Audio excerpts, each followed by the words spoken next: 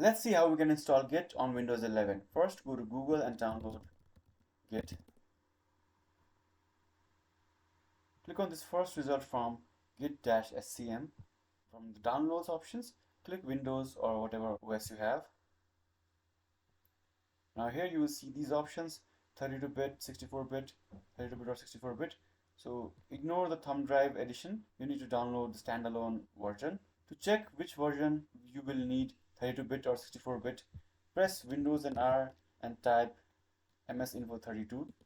Here you will see that your system type is x64 based PC. So close this and select the 64-bit version. As you can see, it is downloading now. Click on Open File and your installer will open. Click on Next, and this is where your Git will be installed. If you want to install it in some other directory, you can browse and choose another directory from here. I will choose to install in this directory itself. Click Next, and I already had Git installed previously, so that folder is there anyway. But if your Git was not installed previously, you will not see this option, and leave it as it is. No need to check or uncheck these things. Click Next again. Click Next. Click Next in all these options. No need to change these.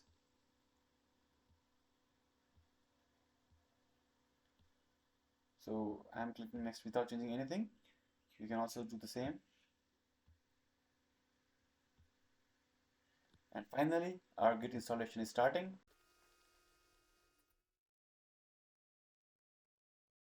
So we will not use these nodes. Uncheck this and click Finish. Now Git is successfully installed. If you press Windows and type Git, you will see this Git Bash and Git GUI here. So Git Bash is the terminal from where you can enter Git commands and stuff. So like if I type Git status, you will see an error because this is not a parent Git repository. Anyway, this is the bash, and you also have Git UI with you, Git GUI. So from here you can create repositories, clone and open existing repositories. If you have any questions, let me know in the comments below.